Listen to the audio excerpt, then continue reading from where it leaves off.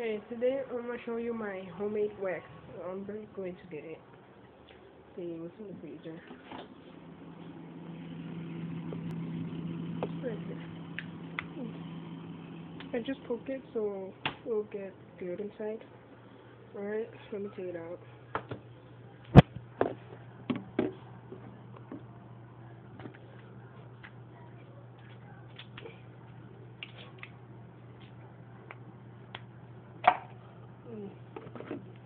This is how my homemade wax looks.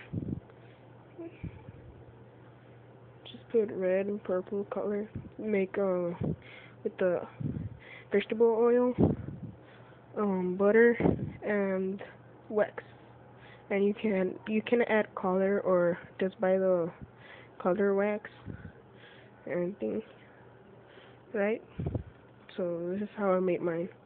Just put it to I just put it here with the cup and the um, bowl of water.